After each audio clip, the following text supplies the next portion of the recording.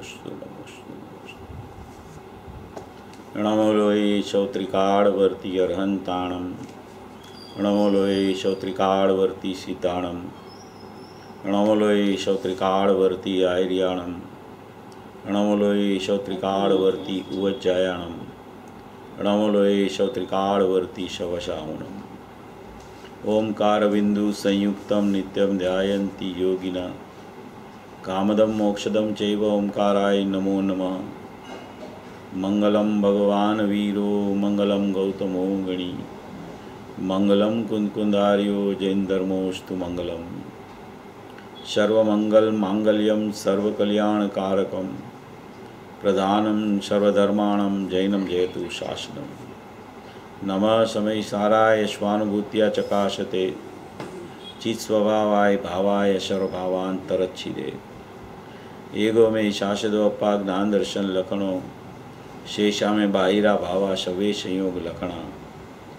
मारो सुशाश्वत एक दर्शन ज्ञान लक्षण जीव छे, बाकी बधा संयोग लक्षण भाव मुझथी बाह्य छे। हूँ एक शुद्ध सदारूपी ज्ञान दर्शन मय करे, कई अन्य ते मारू जरी परमाणु मात्र नथी अरे। जे जाणतो अरहंत ने गुण द्रव्य ने पर्यायी पणे, ते जीव जाणे आत्म ने तछु मोह पामे लई करे।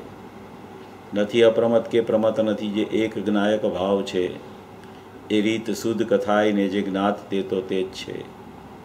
जम नेत्र तेमज ज्ञान नथी कारक नथी वेद करे, जाणे जे कर्मोदय निर्जरा बंध तेमज मोक्ष ने। ध्रुव अचल ने अनुपम गति पामेल सर्वे सिद्ध ने, वंदी कहूँ श्रुत केवड़ी कथिता समय प्राप्त हो। तु स्थाप निज ने मोक्ष पंथे, ध्या अनुभव तेह ने, तेमाज नित्य विहार कर, नहीं विहर पर द्रव्यो विषय। ओम श्री नमः शिदेव्य नमः शिदेव्य नमः शिदेव्य। 10 लक्षण पर्व का आज तीसरा दिन उत्तम आर्जव धर्म का दिन है। उत्तम आर्जव का मतलब ये है कि वो तो एक आर्जव नाम का गुण है आत्मा में, और वो गुण की शक्ति की व्यक्ति प्रकट होती है तो वो पर्याय में सरलता प्रकट हो जाती है। उसको सम्यक दर्शन पूर्वक की सरलता और सम्यक दर्शन पूर्वक का आर्जव धर्म प्रकट हुआ, ऐसा कहने में आता है।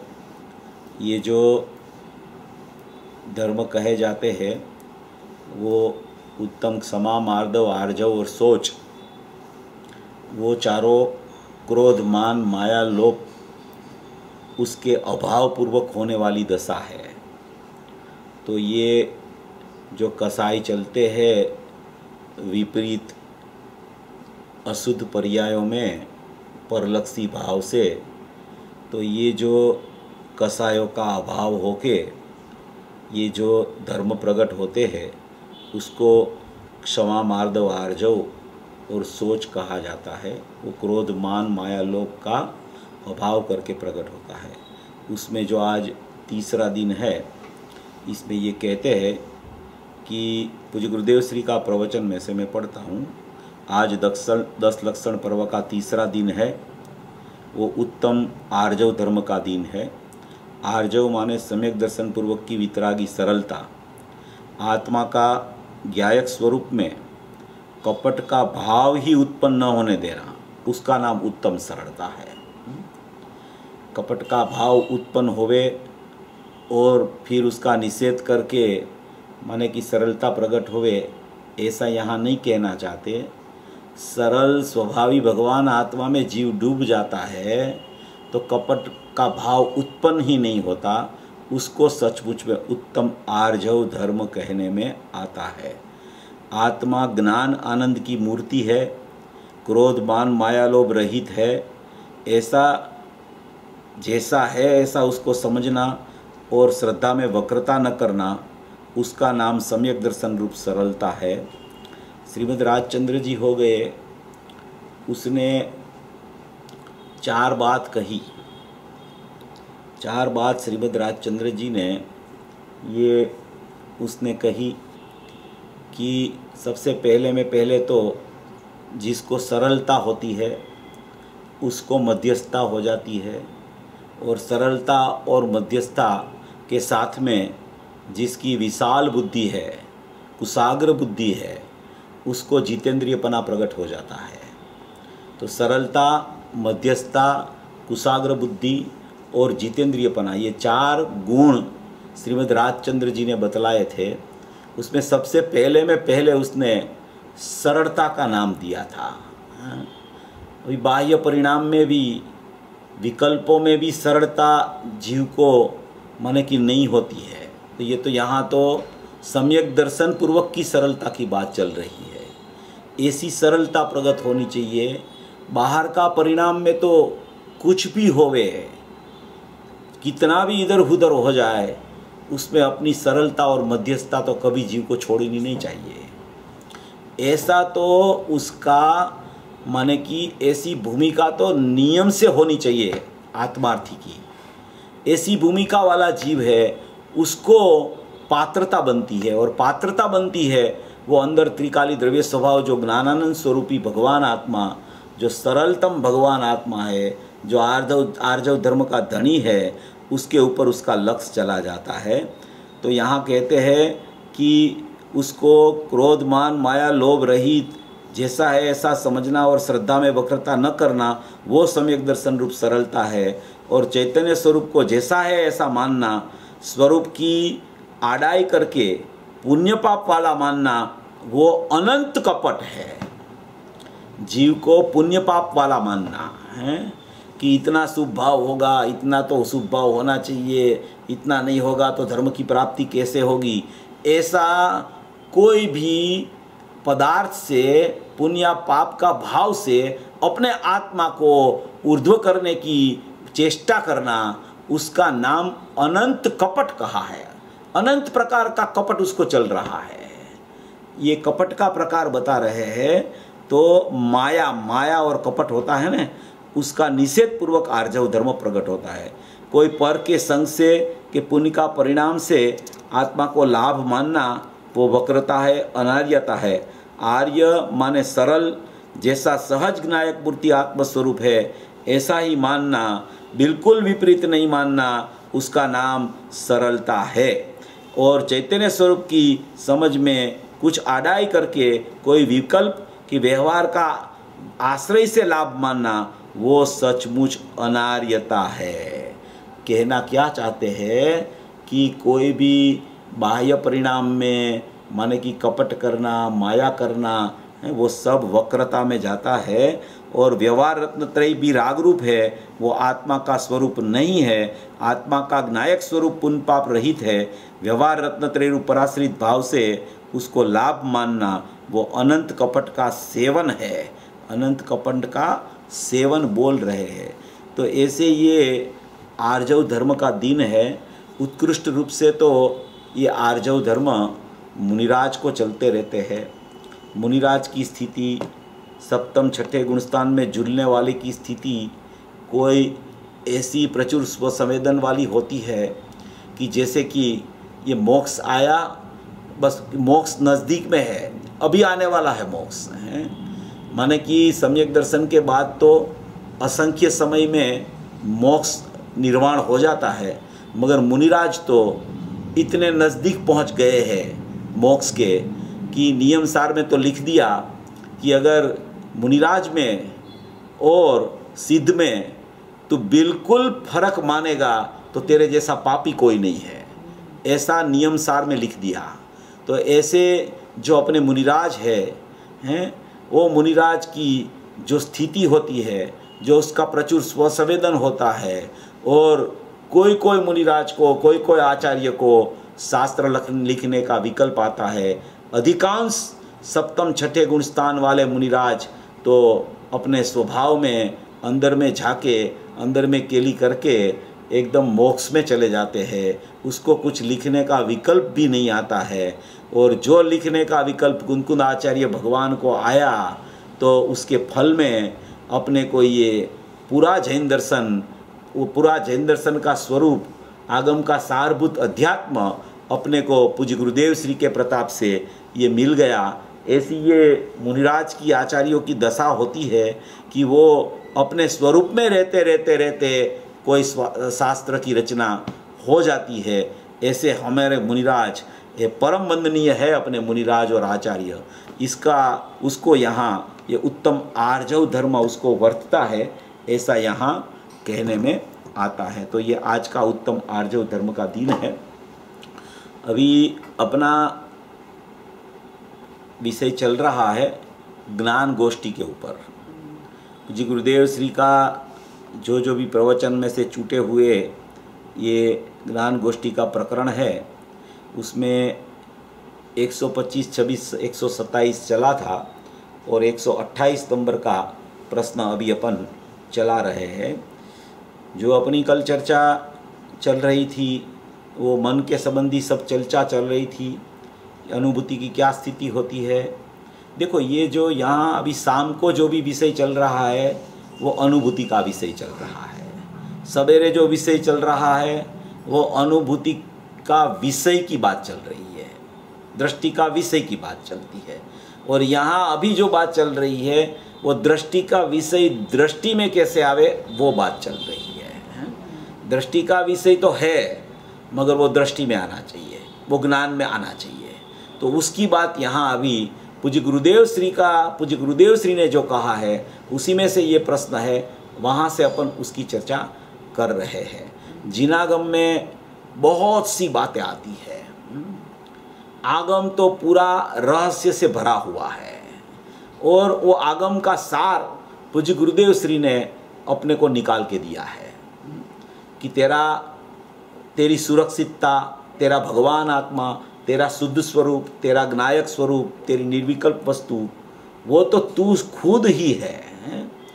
उसको कहीं से लाई नहीं जाती, उसको कोई तुझे प्रकट करवा नहीं सकता, तुझे तेरे पुरुषार्थ से ही काम करना पड़ेगा। ज्ञानी सब तुझे कह देंगे, पूरा विषय बता देंगे। पूज्य गुरुदेव श्री की वाणी में केवल ज्ञान तक की बात आ गई है, इसलिए किसी को पूछने जाना पड़े ये तो प्रश्न ही नहीं खड़ा होता। कोई भी विषय का स्पष्टीकरण चाहिए तो पूज्य गुरुदेव श्री के प्रवचनों में वो स्पष्टीकरण लिखा हुआ है, अपन वहाँ से पढ़ के उसका निराकरण अपने ज्ञान में कर सकते हैं। तो ऐसी ये पूज्य गुरुदेव श्री की ऐसी अमोघ वाणी है, ऐसी माने कि तीर्थंकर वत दिव्य देशना है कि ये अनुभूति का विषय और अनुभूति, ये दो में सब पूरा जैन दर्शन आ जाता है। उसमें भेद ज्ञान कैसे करना, निमित्त उपादान कैसे समझना, व्यवहार का निषेध करके निश्चय में कैसे आना, स्वभाव की ऊर्ध्वता कैसे करना, मैं परम पारिणामिक भाव लक्षण वाला नायक देव हूँ, उसमें प्रतीति पूर्वक ज्ञान कैसे प्रकट करना, ये सब बातें पूज्य गुरुदेव श्री के प्रवचनों में आ जाती है।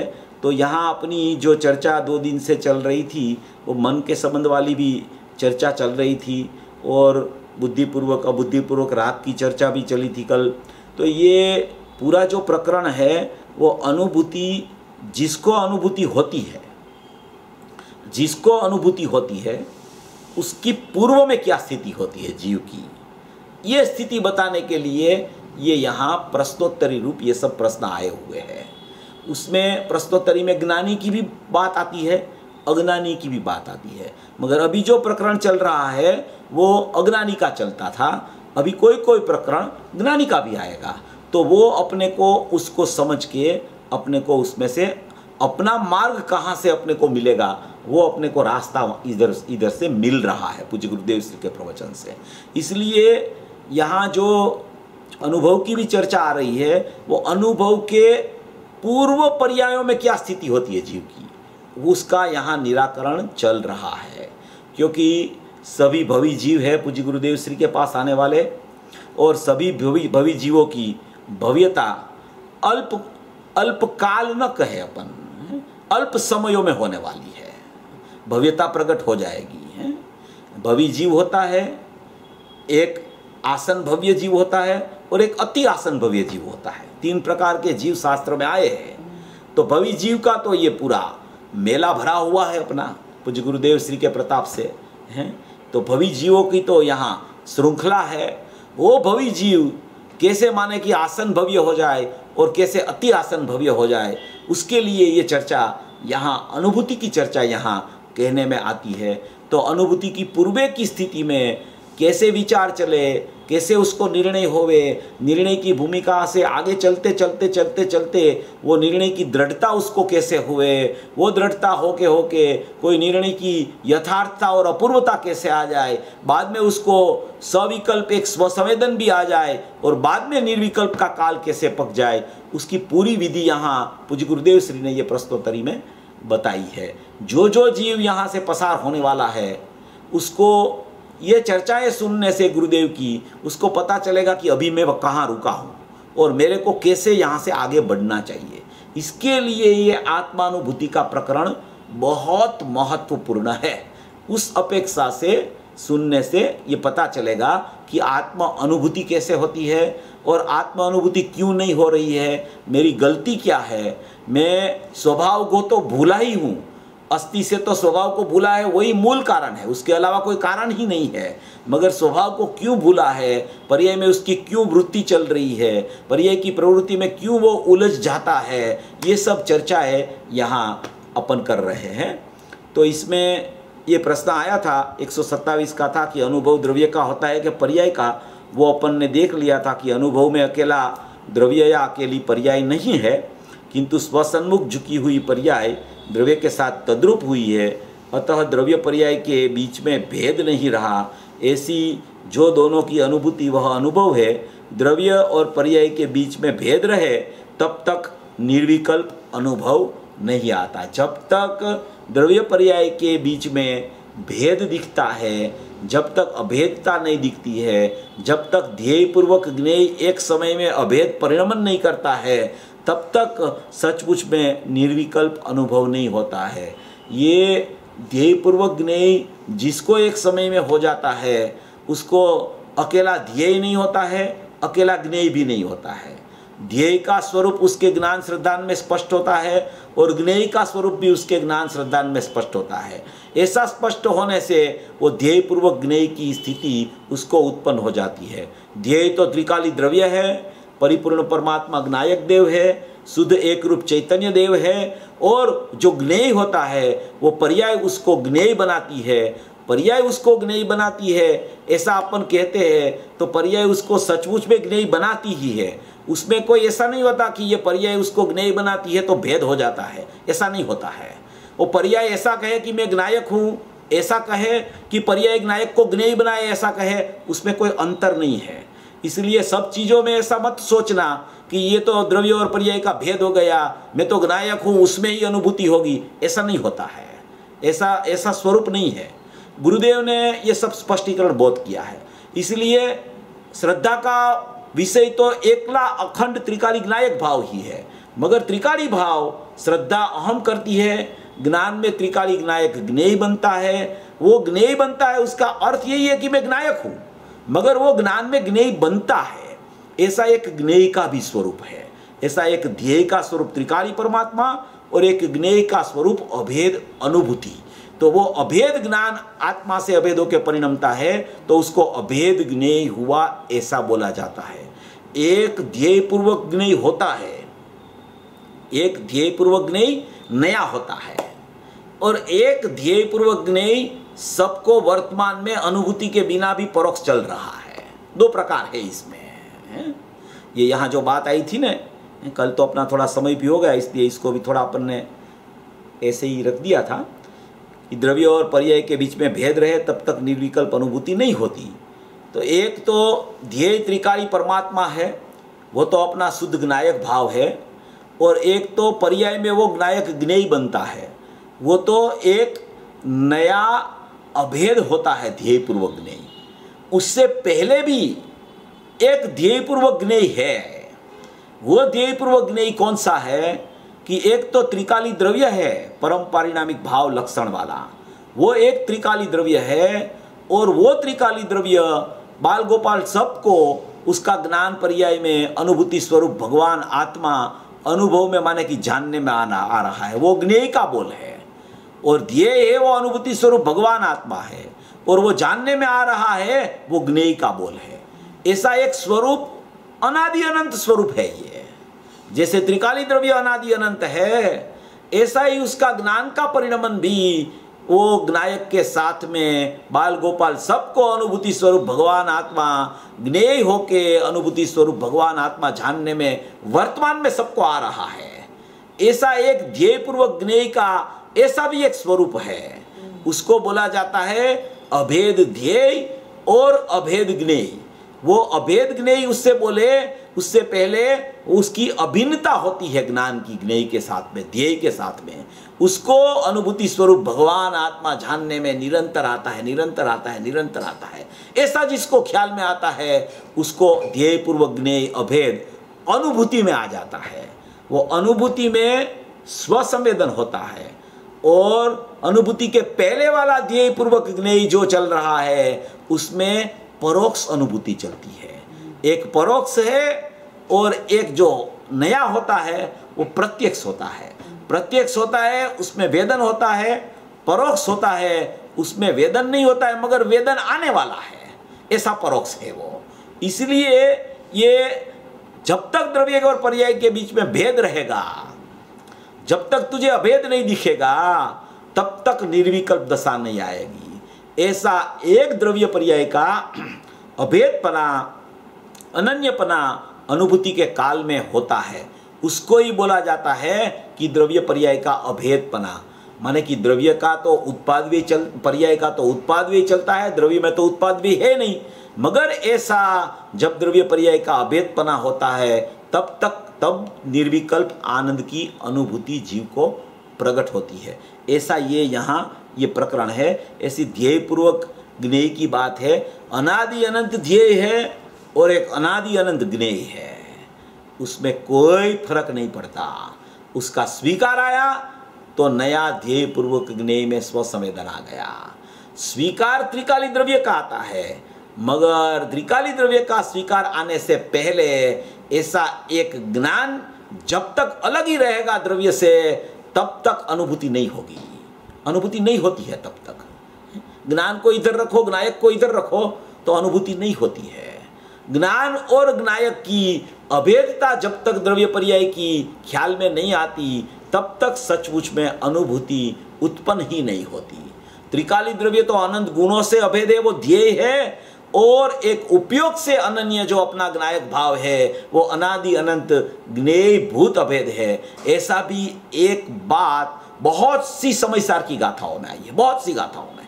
एक तो मैं ये बता रहा हूँ 17-18 में है, 181, 82, 83 में है, 69, 70 में है, 8वें कलश में है, बहुत सा कलश और बहुत सी गाथाओं में ये चर्चा आई है। 97 नंबर का कलश में है, बहुत सी बातें इसमें आई है, बहुत जगह पे आई है ये बातें हैं। तो इस तरीके से अपने को अनुभूति के प्रकरण की जब चर्चा चले तो इस तरीके से अपनी विचारधारा चलनी चाहिए हैं। पर्याय द्रव्य से ऐसे अभेद हो गई तो ऐसे अभेद माने कि एक नहीं हो जाती है, ऐसा कहने का तात्पर्य नहीं है। ऐसा मत समझना कि एक तरफ तो आप सवेरे बोलते हो कि द्रव्य में पर्याय ही नहीं है और अभी बोलते हो कि द्रव्य से पर्याय अभेद है, तो कि वो ऐसा कहने का आशय नहीं है। मगर जब तक वो ज्ञान में अनुभूति स्वरूप भगवान आत्मा ज्ञान में निरंतर ज्ञेय नहीं बनता है तब तक कोई जीव को नया स्वसंवेदन अनुभूति स्वरूप प्रकट नहीं होता है। इसलिए वो एक ऐसी बात है, वो थोड़ा प्रकरण डेलिकेट लगता है मगर बहुत सुंदर प्रकरण है, बहुत उसमें आनंद निरंतर माने कि आने वाला प्रकरण है। एक बार आनंद आया तो निरंतर चलता रहने वाला आनंद आएगा, ऐसा प्रकरण है ये। पूज्य भाई ने, लालचंद भाई ने तो इसका बहुत खुलासा किया है, बहुत खुलासा। आज भी बोल रहे थे कि उपयोग में उपयोग है, आज भी बता रहे थे अभी प्रवचन में। तो ये चर्चा इस तरीके से, ये अनुभूति की चर्चा जब होवे तब इस तरीके से सोचना, और अनुभूति के विषय की चर्चा चले तो केवल ज्ञान की पर्याय नहीं है, उसमें पर्याय स्पर्श नहीं कर सकती द्रव्य को। द्रव्य ऐसा है कि वो पर्याय में जाता ही नहीं, और पर्याय ऐसी है कि द्रव्य को छू सकती नहीं। ये भी बात ध्येय की तरफ से है। अलिंग्रहण के बोल है 18, 19, 20 नंबर के बोल है। 18 नंबर का बोल है, उसमें गुणों का निषेध किया द्रव्य में, गुण भेद का। 19वां नंबर का बोल में पर्याय भेद का निषेध किया, और 20 नंबर का बोल में पर्याय ने ऐसा कहा कि मैं ही त्रिकाली द्रव्य हूं, तो उसमें पर्याय से बात ली, और 18 और 19 नंबर के बोल में द्रव्य से बात ली। तो ये जो कहने में आता है, ये जो कहने में आता है वो अलिंग्रहण का बोल में, वो भी बहुत प्रयोजनभूत चीज है।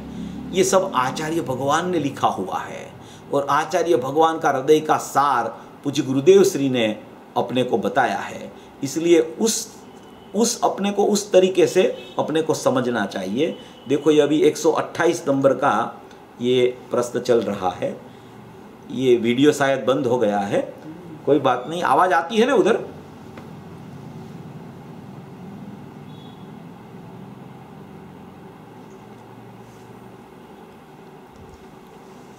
एक 128 नंबर का प्रश्न चल रहा है।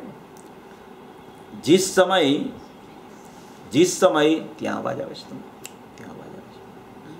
समय त्रिकाली द्रव्य के आश्रय से निर्विकल्प आनंद की अनुभूति होती है, उसी समय मैं आनंद का अनुभव कर रहा हूं, ऐसा ख्याल आता है क्या?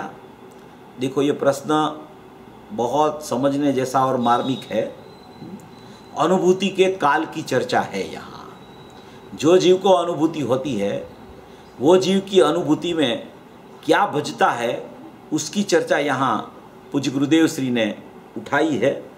देखो कहते हैं, जिस समय त्रिकाली द्रव्य के आश्रय से निर्विकल्प आनंद की अनुभूति होती है, माने कि श्रोता को ये तो पता है कि त्रिकाली द्रव्य के आश्रय से ही निर्विकल्प आनंद आता है, उसके अलावा किसी के आश्रय से, पर के आश्रय से, निमित्त के आश्रय से, राग के आश्रय से, एक समय की पर्याय के आश्रय से, या तो पर्याय परिणत सुद्रव्य के आश्रय से भी अनुभूति नहीं होती। नहीं, क्या कहा?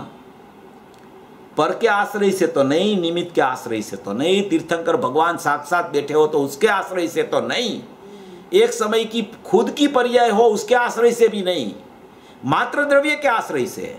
और द्रव्य के आश्रय से उसमें भी कोई शुद्धज्ञान परिणत जीव हो गया सम्यक दृष्टि, तो वो उसकी परिणति द्रव्य के साथ अभेद चलती है, उसकी अभेदता को उस लक्ष्य करके भी सचमुच अनुभूति नहीं होती। मात्र त्रिकाली द्रव्य के आश्रय से ही अनुभूति होती है, मात्र त्रिकाली द्रव्य के आश्रय से अनुभूति होती है।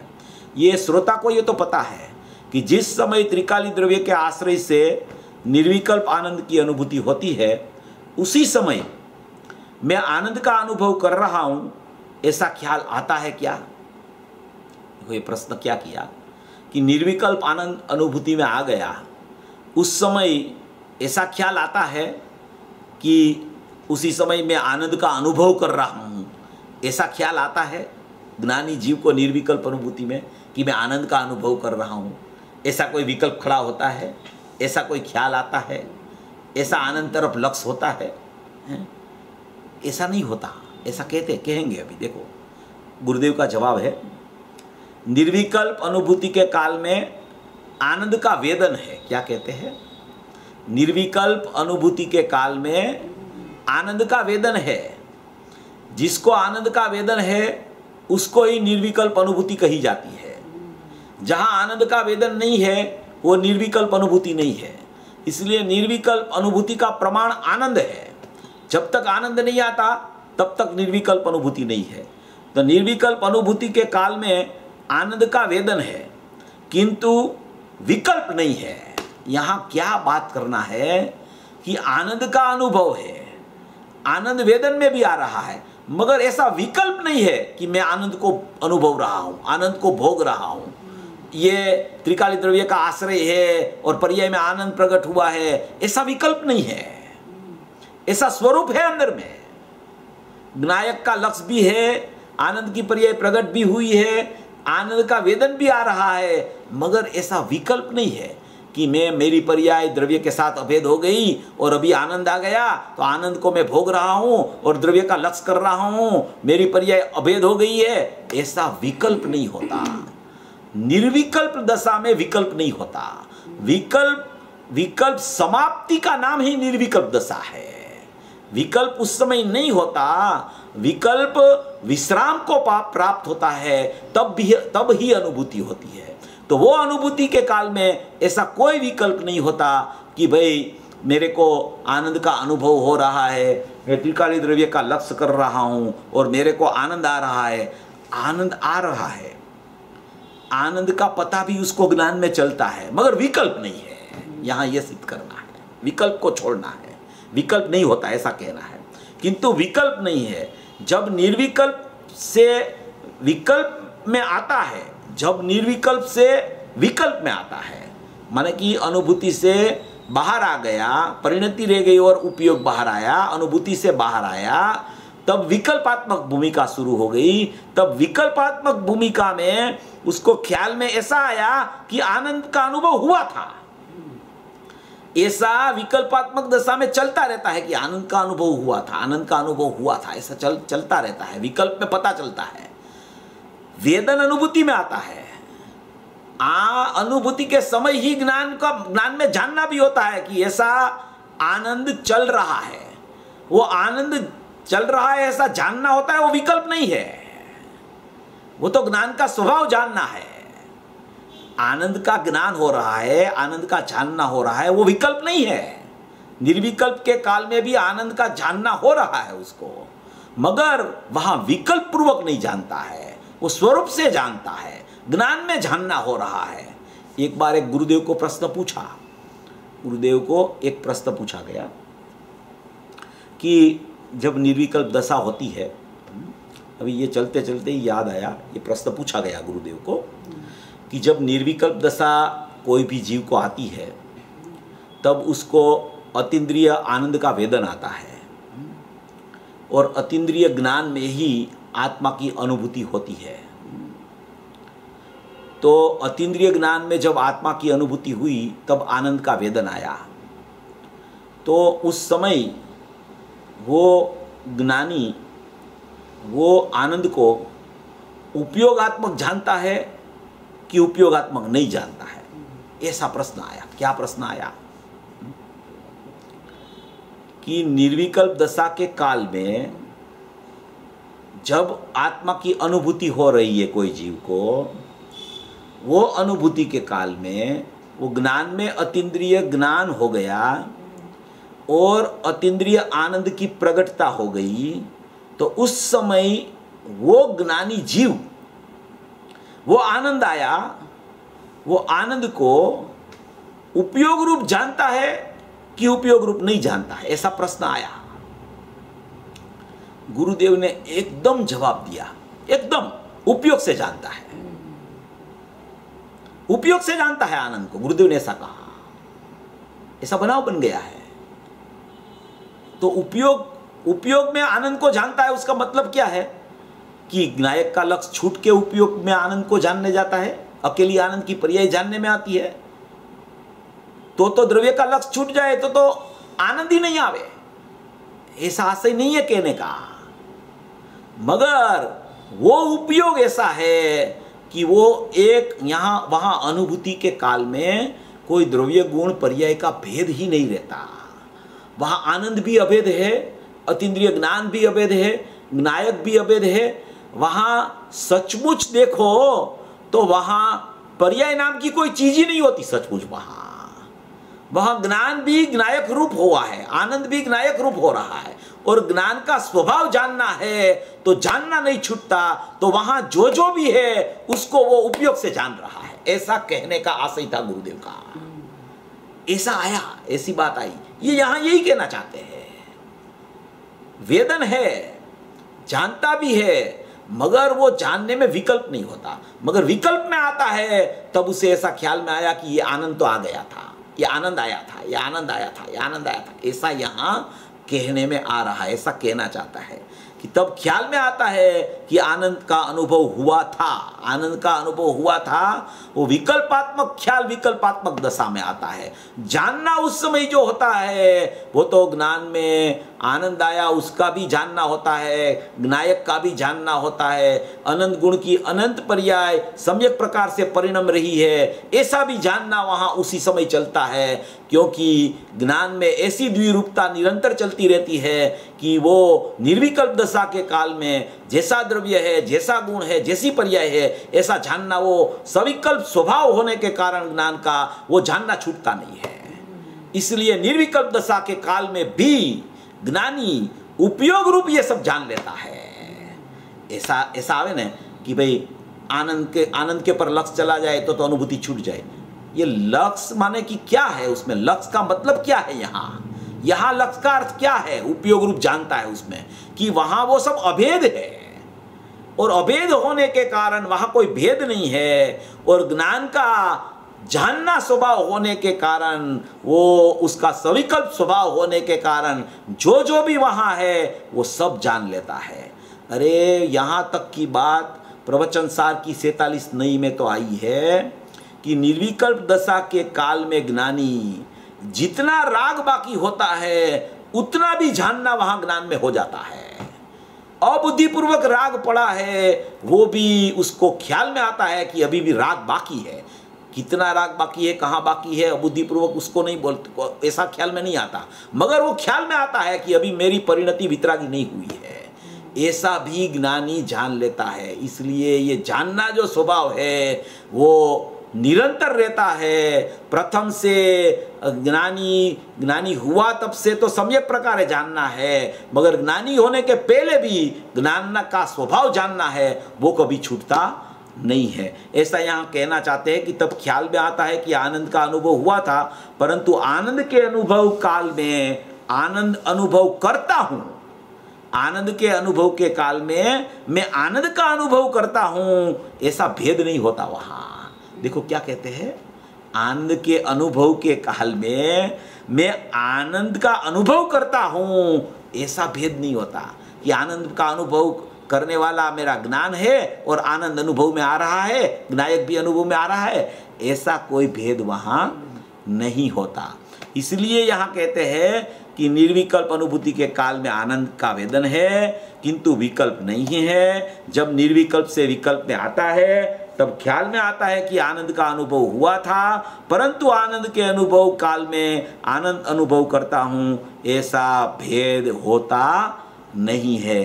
अभी ये चर्चा समझने लायक है। इस तरीके से इसको विचार में लेना कि जब आनंद का अनुभव होता है तब ज्ञान में तो जानना चलता है, मगर विकल्प रूप जानना नहीं होता, और विकल्प रूप जानना न होने के कारण विकल्प रूप जानना वो बाहर आता है, तब पता चलता है कि आनंद का अनुभव हुआ था। इसका मैंने कल स्वपर प्रकाशक में भी निर्विकल्प दशा के काल में अतीन्द्रिय आनंद और अतीन्द्रिय ज्ञान की चर्चा ली थी। निश्चय से स्वपर प्रकाशक वो नियम सार की 159 गाथा है, वो सदुपयोग अधिकार की, उसमें ये पूरा प्रकरण है। किसी को ज़्यादा उसमें ये मैंने अभी जो बात कही वो भी अगर उसको ज़्यादा उसमें विचार करना हो तो वो प्रवचन गुरुदेव का पढ़े और गुरुदेव का सुने। उसमें गुरुदेव ने यही खुलासा किया है। गुरुदेव का खुलासा तो इतना आया है कि क्या है कि शास्त्र का प्रवचन गुरुदेव का बहुत बार आ गया, और माने कि कैसेटें भी बहुत बार आ गई हैं, लोग सुनने भी लगे, बराबर है, मगर क्या है प्रयोजनभूत बात जितनी पूज्य गुरुदेव श्री ने जहाँ जहाँ की होती है ना, उसकी शोधक वृत्ति वाले जीव बहुत कम है। उसकी शोधक वृत्ति वाले जीव बहुत कम मिलते हैं। इसलिए इसमें शोधक वृत्ति बनानी चाहिए। ज्ञान है ना, ज्ञान वो एक लेबोरेटरी है, लेबोरेटरी। कितना भी पदार्थ उसमें आप डाल दो ज्ञान की लेबोरेटरी में, तो सबको अलग अलग करके वो बता देगा आपको। जैसे कोई ब्लड का रिपोर्ट कराने जाते हैं ना अपन लेबोरेटरी में, तो ब्लड का रिपोर्ट कराओ, जो भी रिपोर्ट आप कराओ, तो वो रिपोर्ट में कितना परसेंट किसका है वो पूरा वो लेबोरेटरी वाला टेस्टिंग करके बता देता है। ऐसे ये ज्ञान नाम की एक लेबोरेटरी है अंदर। वो लेबोरेटरी में पूरा पृथक्करण पता चलता है। ज्ञायक कौन है, ज्ञान कौन है, आनंद कैसे आता है, विकल्प कैसे होता है, अनुभूति कैसे होती है, स्वपर प्रकाशक क्या है, वो पूरी एनालिसिस करके बता देता है। तो पता चल जाता है जीव को कि मेरा स्वरूप तो ऐसा ही है। ऐसी शोधक वृत्ति आती है ना, तब अनुभूति के नजदीक आ जाता है जीव। जब तक शोधक वृत्ति नहीं होती ज्ञान में, ज्ञान को ऐसे दबा के नहीं रखना चाहिए, ज्ञान को खुला रखना चाहिए, ज्ञान को ब्रॉड करना चाहिए। ब्रॉड रखो ज्ञान को, तो ज्ञान में सब जानने में आता है, कुछ बाकी नहीं रहता। इसलिए ज्ञान की बहुत महिमा है और ये जागता देव है, लेबोरेटरी है ये ज्ञान की, इसमें सब पता चलता है। देखो ये बात जो यहाँ आई ना, ये 120 नंबर का बोल भी थोड़ा अपन ले लेते हैं, इसमें भी बहुत अच्छी चर्चा है। वो 120 नंबर का बोल है, उसमें निर्विकल्प सविकल्प की चर्चा और सम्यक सन्मुख जीव की सविकल्प की भी चर्चा इसमें आई है। देखो 120 नंबर का ये प्रश्न है। तो 120 नंबर का प्रश्न में ये टाइम तो आगे बढ़ता है, मगर ले लेते हैं इसको, थोड़ा चालू तो करें कि ज्ञानी जीव सविकल्प द्वारा निर्विकल्प होता है। कोई भी ज्ञानी जीव है जिसको सम्यक ज्ञान प्रकट हो गया हो, वो जीव सविकल्प दशा में आता है। और सविकल्प दशा में आने के बाद में वो जीव निर्विकल्प होता है। बार बार आती है सविकल्प दशा, निर्विकल्प, सविकल्प, निर्विकल्प चलता ही रहता है। ज्ञानी होता है बाद में, तो ज्ञानी जीव सविकल्प द्वारा निर्विकल्प होता है।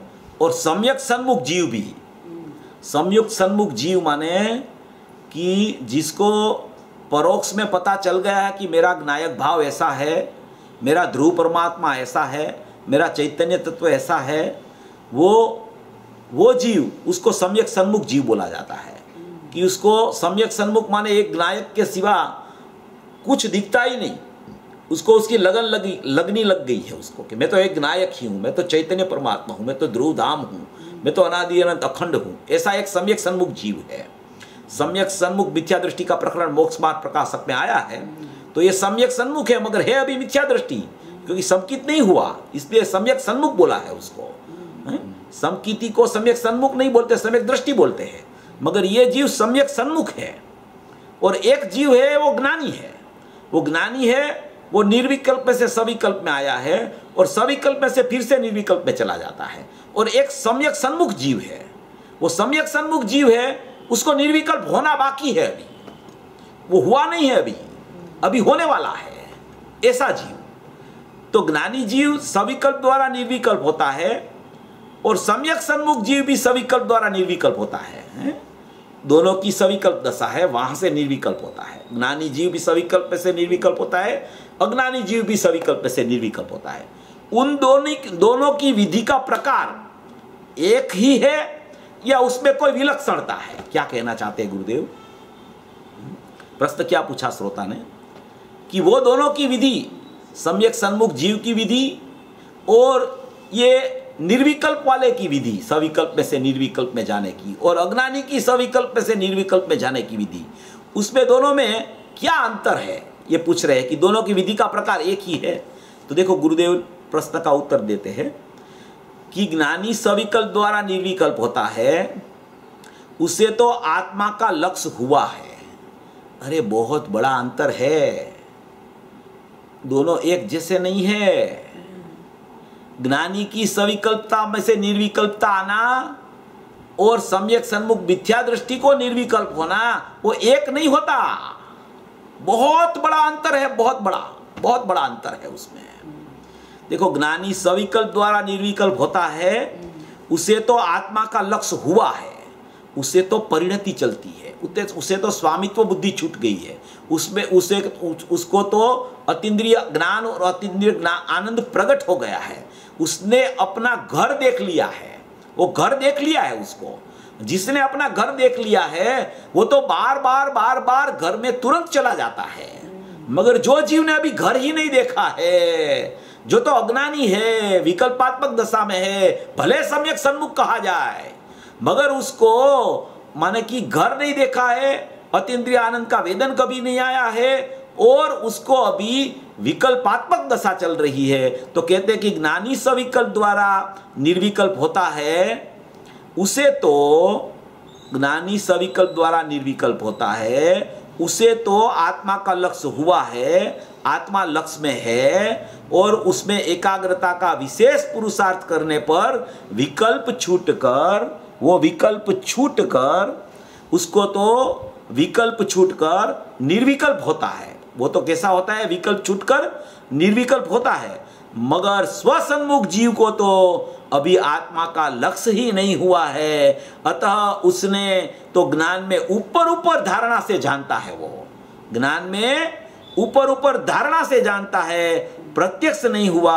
विकल्प से आत्मा का लक्ष्य बाहर बाहर हुआ है, उसको अंदर पुरुषार्थ उग्र होने पर सविकल्पता छूटकर निर्विकल्पता होती है। माने कि निर्विकल्प हो गया है, उसको सविकल्प में से निर्विकल्प में जाना, उसके जैसा कोई निर्विकल्प नहीं हुआ है, उसका विकल्पात्मक दशा का सम्यक सन्मुख का भी परिणमन हो तो भी उसका परिणमन में और उसका परिणमन में बहुत अंतर है, बहुत बड़ा अंतर है। क्यों बहुत बड़ा अंतर है? कि उसने तो घर देख लिया है, उसकी स्वामित्व बुद्धि छूट गई है, मगर सम्यक सन्मुख वाला जीव है, उसने तो घर ही नहीं देखा, उसकी स्वामित्व बुद्धि तो छूटने का प्रश्न ही नहीं है, क्योंकि आत्मा के साथ अभेद ही नहीं हुआ है।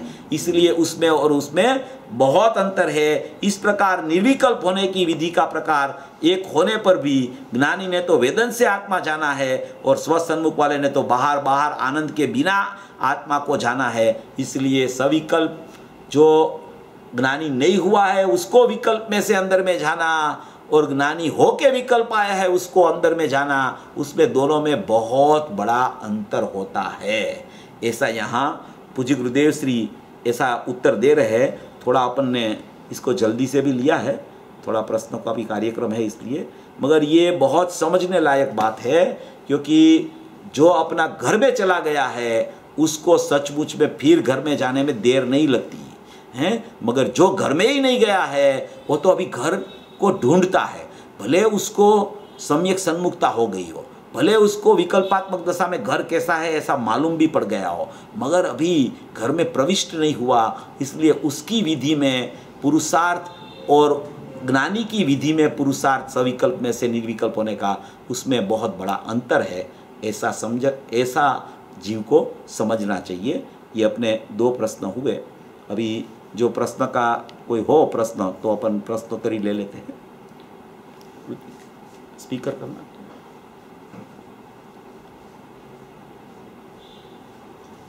हाँ टर्न करना, पूछो करीने चालतो નથી બરાબર। તો અહીંથી ખેંચ, ખાલી અહીંથી ઉપરથી ખેંચ, ટર્ન કરો।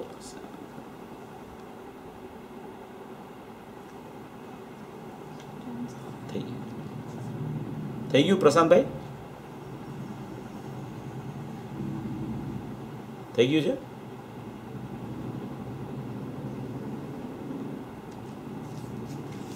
આવી ગયું? આવી ગયું? આવી ગયું? અહીં રાખે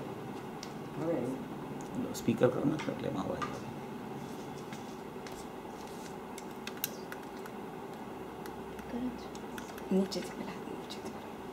સ્પીકર રૂસ હવે કઈ રીતે ત્યારે સબ છે?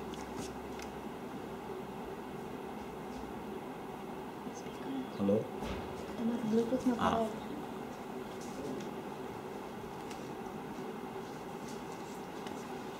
एक मिनट, स्पीकर चालू कर तो काल कही देते।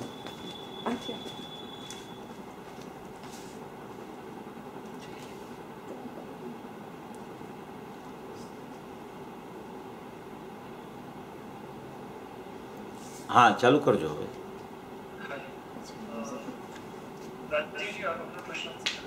राजीवभाई जोशी। हाँ जय जिनेन्द्र चेतन भाई। हाँ जय जिनेन्द्र। अनादिनो आत्मा अनुभवમાં આવી રહ્યો છે, અનુભૂતિ કરવાની છે। હા, આ અનુભૂતિ કરવા માટે દ્રષ્ટિમાં નિરંતર શું વિચારવું, એટલે કે વિશ્વાસ વધારવા શું કરવું? સ્વાધ્યાય અભ્યાસ કરતા હોય ત્યારે તો આપણું ધ્યાન એમાં ઘણું બધું હોય, પણ બાકીના જે સમયમાં સ્વાધ્યાય અભ્યાસ સિવાયના સમયમાં આપણે નિરંતર શું વિશ્વાસ વધારવા શું કરવું? हाँ, विश्वास વધારવા માટેનો तो उसकी ऐसी बात है कि अपनी विश्वास की श्रद्धा की मजबूताई करने के लिए तो श्रद्धा का विषय जो त्रिकालिक नायक भाव है उसको ही घूटना चाहिए, मगर उससे पहले भी एक निर्णय की भूमिका की बहुत कीमत होती है। जब तक ज्ञान में यथार्थ निर्णय की भूमिका नहीं आती है तब तक श्रद्धा डायरेक्ट सभी जीवों को अहम नहीं कर सकती है। सबसे पहले निर्णय की भूमिका आती है। जो 17-18 गाथा में वो अनुभूति स्वरूप भगवान आत्मा जानने में आ रहा है वो बात लिखी है, वहाँ भी ऐसा लिखा है कि जाने हुए का श्रद्धान, ऐसा लिखा है, ऐसा शब्द आया है कि जाने हुए का श्रद्धान। जिसको जाना ही नहीं उसकी श्रद्धा कैसे होवे, जिसका परिचय ही नहीं किया उसकी श्रद्धा कैसे हुए, ऐसा लिखा है वहाँ। तो जाने हुए की श्रद्धा होती है।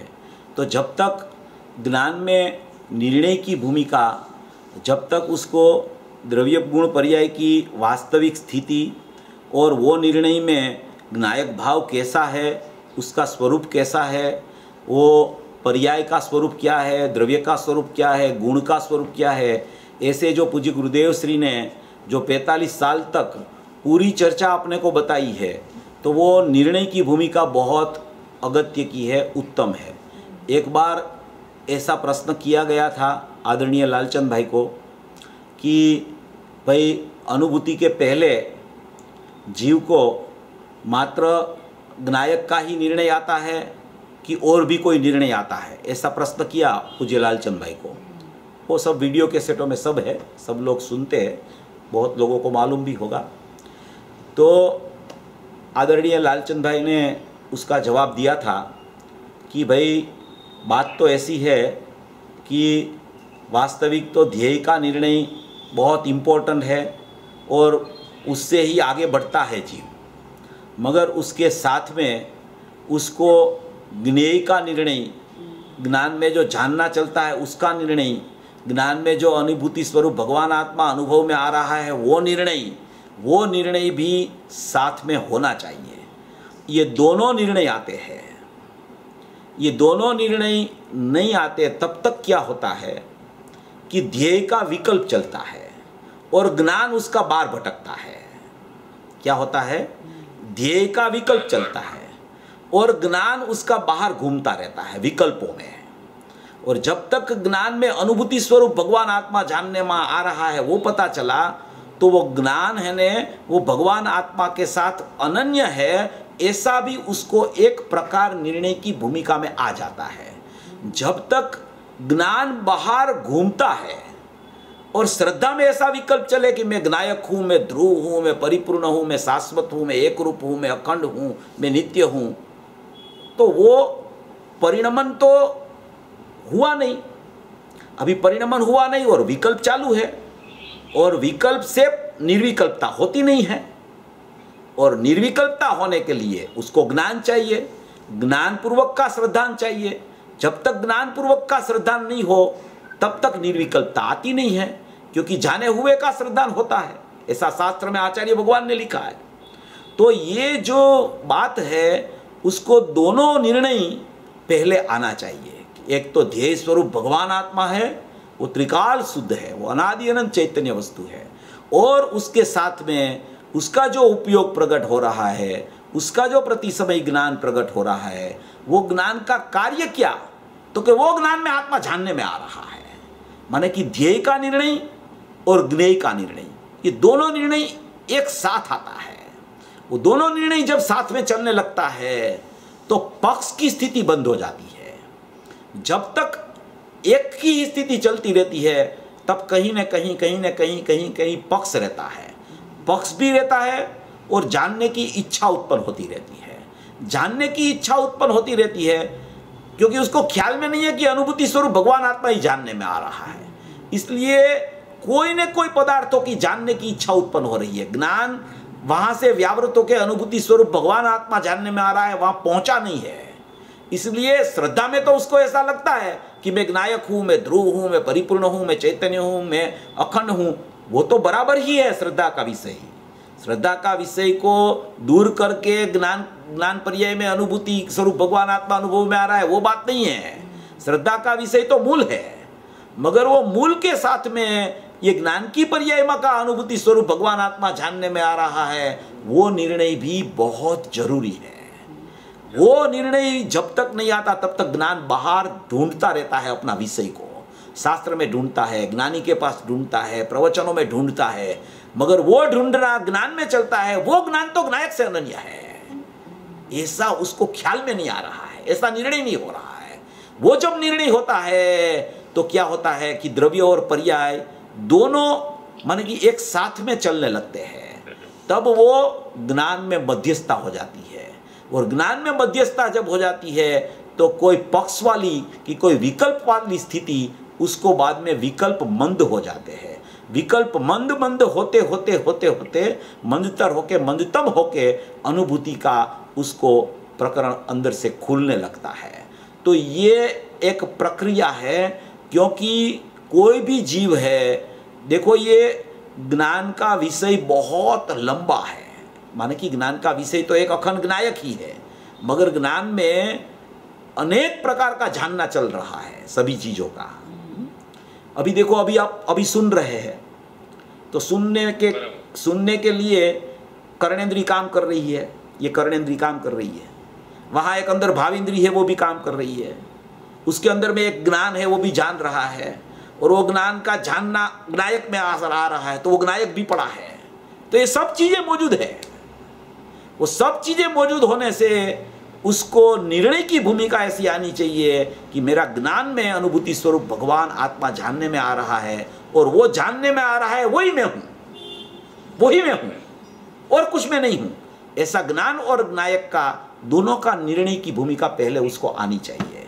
जब तक ये भूमिका नहीं आती है तब तक श्रद्धा में बहुत चलता है ऐसा, मगर वो बहुत चलने से भी वो फिर थकता है जीव कि ये इतना मैं पुरुषार्थ करता हूँ, इतनी ज्ञायक की ऊर्ध्वता करता हूँ, तो भी अनुभूति क्यों नहीं होती है। तो उसके लिए ये लालचंद भाई बहुत बताते रहते थे। उसने ध्येयपूर्वक ज्ञेय का पाठ ये ध्येय के पक्ष में होने वालों के लिए वो 3 महीना चलाया था मुंबई में, कि भाई ध्येयपूर्वक ज्ञेय एक समय में होता है। जब तक ये ख्याल में नहीं आता है तब तक ध्येय का पक्ष तो जरूर आता है, और पक्ष आता है उसमें कोई पक्षातिक्रांत भी हो जाता है, नहीं होता ऐसा नहीं है, ऐसा नहीं है, कोई हो जाता भी है, ऐसा कुछ नहीं है नहीं होता है, मगर उसके साथ में ये अनुभूति स्वरूप भगवान आत्मा जानने में आ रहा है, वो बहुत जरूरी बात है। क्योंकि ज्ञान को जानने की इच्छा उत्पन्न होती ही रहती है, और इच्छा उत्पन्न होती है वो तो चारित्र का भेद है, मगर वो ज्ञान में दिखता है, और ज्ञान में दिखने से ज्ञान वहाँ चला जाता है, और वहाँ चला जाता है इसलिए क्या होता है कि जो विषय अपना ज्ञायक है वो विषय का प्रतिबंध हो जाता है। विषय का प्रतिबंध माने प्रतिकूलता उत्पन्न होती है। पंचास्तिकाय की 163 गाथा में आया है, आप स्वाध्याय कर लेना उसका, गुरुदेव का प्रवचन का। विषय का प्रतिबंध, उसका नाम प्रतिकूलता है। माने कि जो विषय उसको जानना है ज्ञायक को, उसके अलावा उसको जितनी जितनी इच्छा है, जितना जानने का प्रकार चल रहा है वो ज्ञान में चल रहा है, इसलिए ज्ञायक का जानना नहीं हो रहा है, और उसको पता चल जाता है कि ओहो हो ये ज्ञान में तो अनुभूति स्वरूप भगवान आत्मा जानने में आ रहा है, और कुछ जानने में नहीं आ रहा है, एक ही जानने में आ रहा है, वही मैं हूं। तो वो ज्ञान पूर्वक श्रद्धा हो जाती है, और श्रद्धा पूर्वक फिर ज्ञान को वो बाहर से खींच लेता है श्रद्धा उसको। इस तरीके का विचार, मंथन, निर्णय और प्रयोग करना चाहिए, तब अनुभूति। गुरुदेव ने बताया ने कि बहुत सरल है अनुभूति। गुरुदेव ने बताया दृष्टि के निदान में आता है एक बोल कि अनुभूति की कुछ बात पूछी तो गुरुदेव ने बोला इतनी सरल है, इतनी सरल है अनुभूति कि जैसे कोई हाथी चला जाता हो, एलिफेंट चला जाता हो, उसके ऊपर आप फूल रख दो,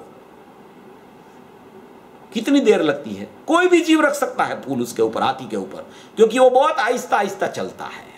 उसके ऊपर फूल रख दो, इतनी सरल है अनुभूति। मगर अनुभूति तो इतनी सरल है क्योंकि एक समय में होती है, उससे पहले निर्णय की भूमिका बहुत इंपॉर्टेंट है।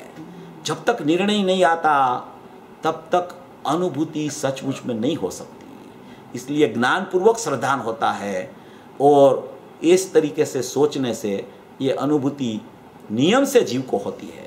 तो इस तरीके का अपने को प्रयोग करना चाहिए। बहुत सी गाथाएं शास्त्रों में आई है, ये उपयोग वाली गाथाएं भी है, त्रिकाली द्रव्य वाली गाथा भी है। मगर जब त्रिकाली द्रव्य की कोई भी गाथा आती है, आप बराबर सूक्ष्मता से पढ़ो उसको। कोई भी त्रिकाली द्रव्य की गाथा हो, कोई भी गाथा में कहा हो कि 7 तत्वों का समूह पर द्रव्य है, ऐसा कह दिया आचार्य भगवान ने। 38 गाथा नियम सार की, 7 तत्वों का समूह पर द्रव्य है, ऐसा कहा उसमें। जीवादि 7 तत्वों का समूह पर द्रव्य होने से उपादेय नहीं है, ऐसा लिखा है उसमें। तो उसमें वहां तुरंत आचार्य भगवान ने लिखा है कि जो जीवादि तत्वों का समूह 7 तत्वों का समूह पर द्रव्य है, ऐसे आत्मा को आत्मा उपादेय है। क्या लिखा है? ऐसे आत्मा को आत्मा उपादेय है। जिसने ऐसा जाना कि 7 तत्वों का समूह पर द्रव्य है, वो ज्ञान में आत्मा उपादेय है, वो आत्मा में आत्मा उपादेय है, वो परिणामी में अपरिणामी है। परिणाम का भेद को परद्रव्य कह दिया, मगर परिणाम का भेद परद्रव्य हो गया, तो वो परिणाम का भेद परद्रव्य कहा, तब वो परिणाम आत्मा के साथ अभेद होकर परिणाम गया। ऐसा परिणामी आत्मा को अपरिणामी आत्मा उपादेय है, तो परिणामी में अपरिणामी रहता है, ऐसा वहां आचार्य भगवान ने लिखा। कोई भी गाथा ले लो, ध्येय का स्वरूप बताते हैं, उसके साथ में ज्ञेय का स्वरूप अवश्य आचार्य भगवान रखते हैं। अकेली ध्येय की गाथा मिलेगी ही नहीं आपको। छठी गाथा ले लो आप, छठी गाथा में लिखा कि प्रमत अप्रमत से ज्ञायक पृथक है, ऐसा लिखा। प्रमत अप्रमत से ज्ञायक पृथक है, वो ज्ञायक ही उपादेय है, वो ज्ञायक ही ध्रुव है, ज्ञायक ही मैं हूं, वही उपादेय है। मगर उसको पहले से लिखा जे पोते पोते पोताथी सिद्ध होवाथी, नित्य उद्योत रूप होवाथी, अनादि अनंत होवाथी, शुभाशुभ भाव थयो नहीं होवाथी। फिर वो नीचे 2 लाइन लिख दी आचार्य भगवान ने वही पैराग्राफ में।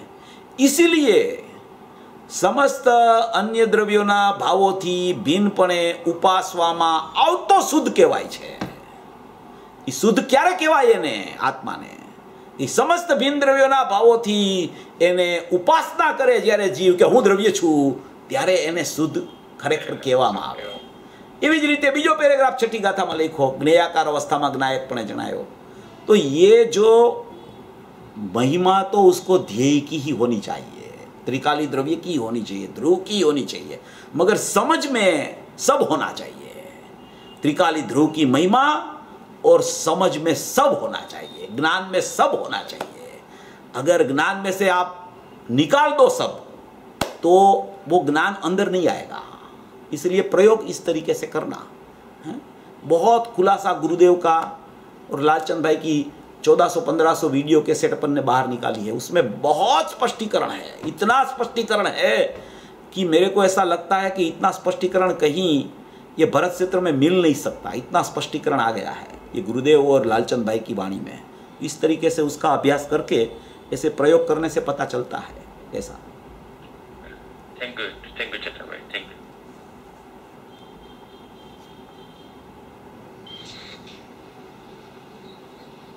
हेलो, जय जिनेन्द्र, રાજેન વાત કરું છું। સંભળાય છે મારો અવાજ? હા હા, બોલો બોલો બોલો।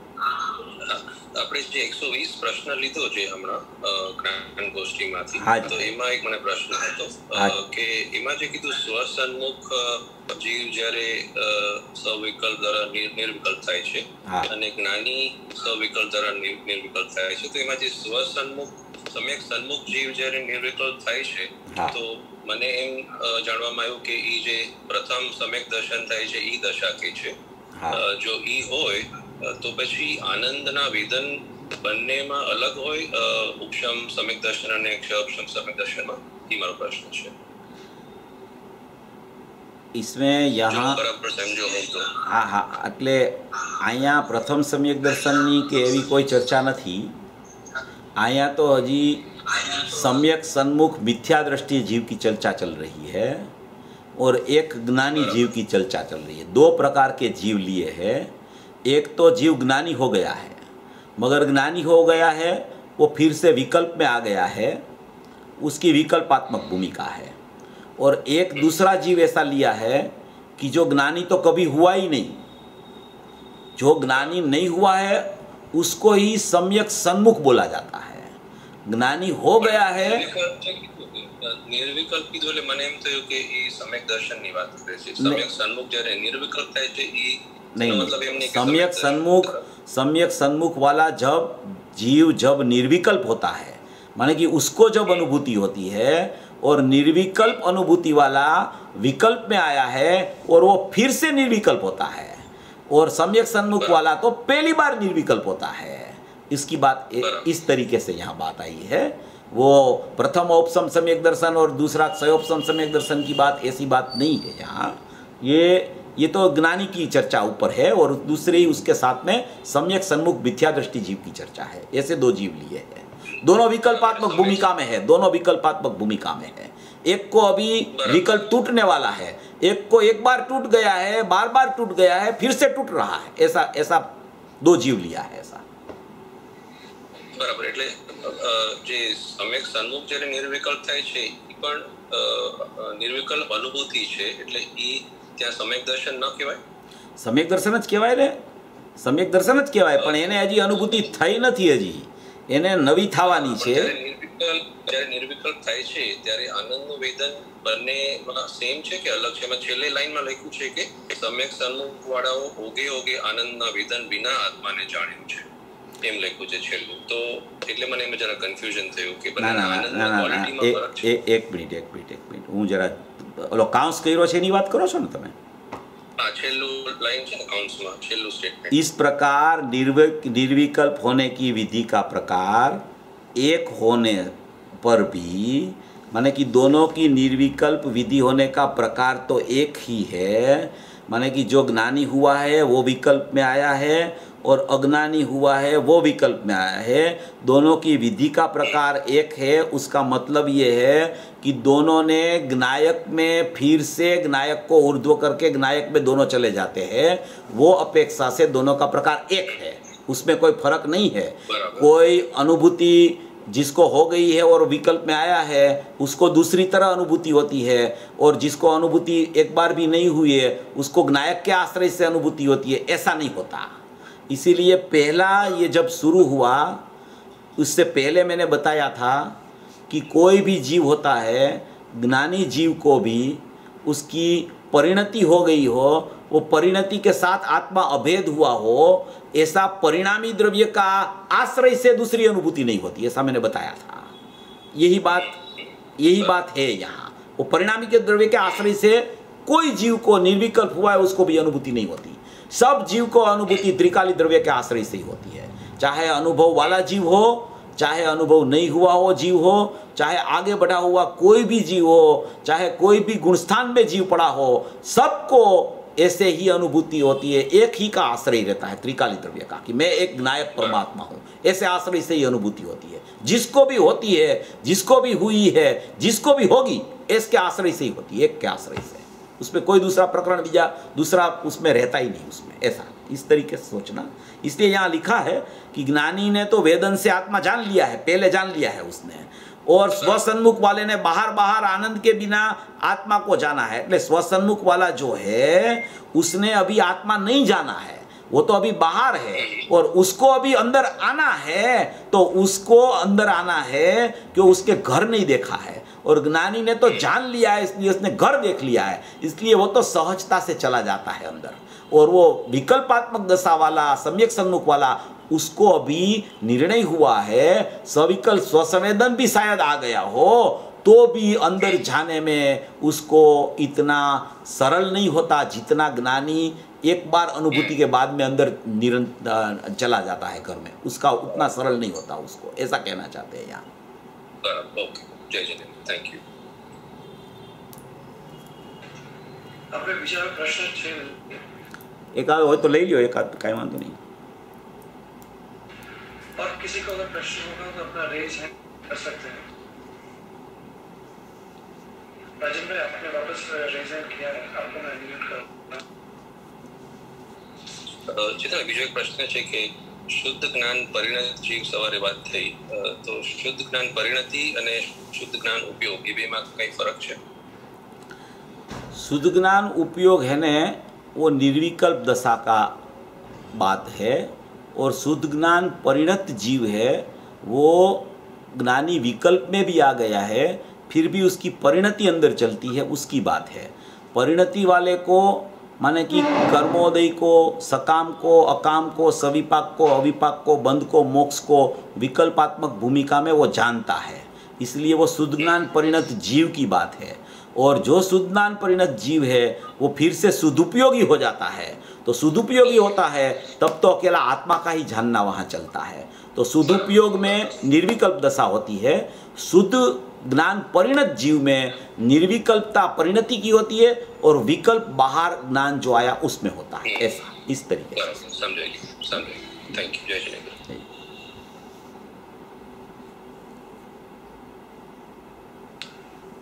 और भी किसी का प्रश्न हो तो अपना रेज हैंड कर सकते हैं।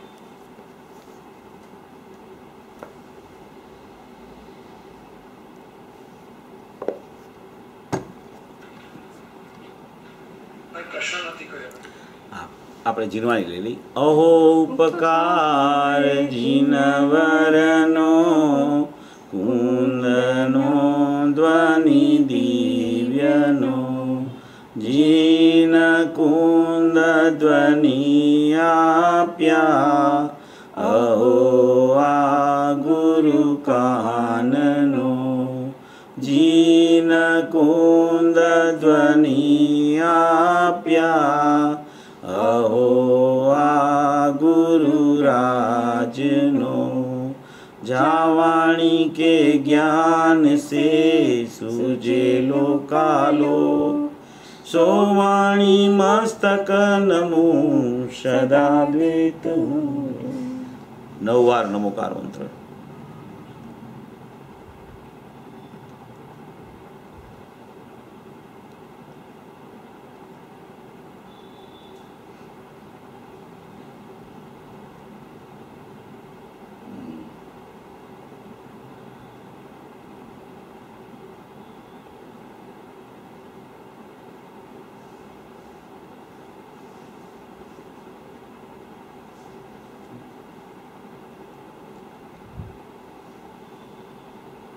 बोलो महाविदेव क्षेत्रे विराजमान साक्षात दिव्य ध्वनिदाता श्री सिमंदर भगवान नो जय हो।